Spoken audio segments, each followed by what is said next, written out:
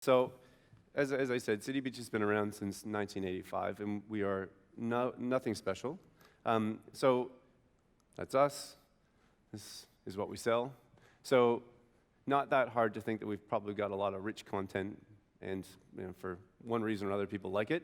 But 300 brands, 70 stores, and we are privately held, but pretty much, I'm going to say top 10, but I'm not going to write that down. Retail environment, we're old and new at the same time, but we have a universal challenge, as I said. So what I was saying before is we've got a book on a table, and we've got 2 owners that fill names in, but you can't scale that. There's no way that at 5 or 6 or 70 stores, any of the things that we did back in 1985 could happen today. And when you think about what we used to stock, we used to have maybe 50 or 60 items. We have tens of thousands of products available now. So we just hit a bit of a wall in terms of that kind of stuff.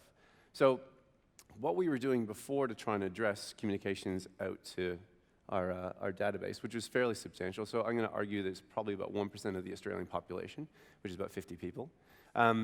So what we were doing before, and this is on a previous platform, so our mad scientists, I think I remember what the term was that you used, but so what we were doing before was we would have people sign up in store. So we have a fairly unique experience in that we have 70 physical locations. So unlike Drizzly, we actually have staff getting people to sign up. So we sign up between 5,000 and 15,000 people a week onto our email channel.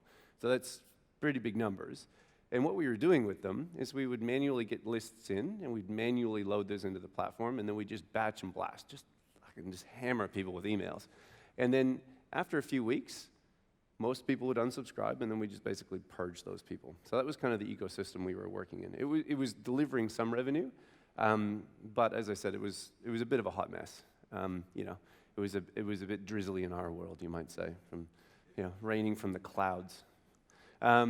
So when we brought on Amarsis, what we were able to do is kind of break that a little bit. So we moved away from the batch and blast to a certain degree. So most retailers can't get away from batch and blast, and the number of people that tell you can probably don't make a lot of money from the channel. So what we did is we basically just layered a bit of personalization into what we were doing already. So when you onboarded with us, you went through an automated series of emails. So really, really basic. And is it Brendan from Forrester? Is that? So is he here tonight? Is he? I don't know if he's here. So we had a little bit of an interesting debate because he said ignore low-hanging fruit. And my argument is the best pie is made with the low-hanging fruit because that stuff is pretty much bread and butter for Amarsis, and it's really hard to do for a lot of retailers. So for us, it was layering that automation on top, which is personalized. So you've got a trigger, you've signed up, things come to you. And then we did this batch and blast still. We can't get away from it. And if you've got any stakeholders in your business that demand emails go out and they want to see them first, that's this bottom part. So what we were able to do is just really basic gender profiling. So are you a guy or are you a girl? And if you're a guy, you get product suited to men. Sounds pretty revolutionary. But what we were able to say is we're trying to push people into this active buyer bucket. So we know that you've just started, and we know that some people are defecting. It's a little harder to track.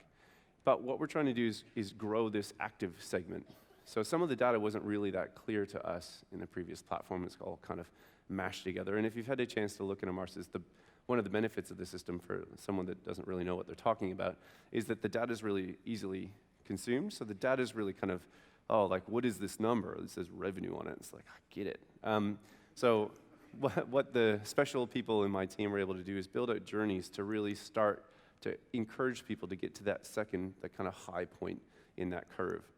And so these are the styles of emails that we were able to produce. As I said, we're in a little bit of a unique situation in that we probably have some rich content, but arguably Drizzly would be the same. And I think the personality that you guys are able to do in your push notifications and your emails and that kind of stuff, that's what really has a bit of a cut through, and you have to take a position.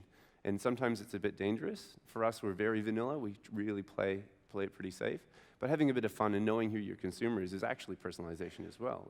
We sell youth product to youth, and therefore we should be youthful. Sounds pretty revolutionary. Feel pretty special. Write that down, everybody. But this is the low-hanging fruit. This is welcome series, abandoned cart, first-time buyer, people that are starting to fall off, we try and get them with win-back campaigns and a birthday. If you've got the data and it's there, you may as well use it. It seems crazy not to take advantage of that. So maybe next year's Forrester report will include that one. Take a little bit of credit. But going to the numbers for us. So the stakeholders within the business demand 3 emails a week, right? Absolutely has to happen. Wow, okay. So they don't talk anything about the personalization and the automated layer, right? That just happens. That's something that the team is doing off to the side. So what we have actually demonstrated here is that less than 2% of our emails were actually personalized. So, well, personalized to the point where they're genderized, but they're all automated. So less than 2% of the emails we send in terms of volume were that top layer, but they account for nearly 30% of the revenue from that channel. So we don't actually do anything with that, right? Like that's just happening in the background. So that's the low-hanging fruit that's rotting on the ground for people that listen to that Forrester report, right? That's the stuff that I'm happy to pick up on your behalf. Because when you think about it, we've done that. And obviously, we go through that a few times, and we want to make sure that it's fresh and the content in it is really exciting. Well, exciting as that can be. But that's money for nothing.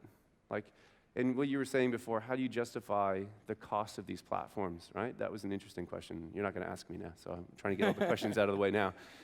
For me, you're doing this anyways. It doesn't matter, right? If you're on Salesforce or MailChimp or ExactTarget or Vision 6 or whatever, they're all kind of about the same price, right? So you don't actually have to justify the cost of the platform. You're spending that money anyways. You may as well spend your money better. Yep. No one in here is probably like, do I really need to have an email platform? Do I really need a CRM? Is automation the future? I don't think those questions are being asked. And if they are, boy, oh boy, we got some other problems going on there. So we'll skip to the next one because I'm conscious that there's very little time. But for us, what we were able to demonstrate to the people that cared to listen was that we had a 94% increase in open rates. Right? So that's a number. Right. Right? That's something that people usually stand up and look at.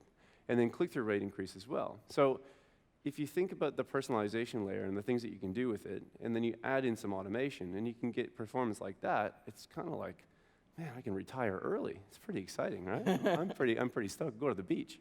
So for me, kind of wrapping up, the things that happen in your system anyways are the ones you take advantage of. And if you've got the data, you leverage it, and if you don't, you try and find it. But really, the future is kind of going back to where we were before.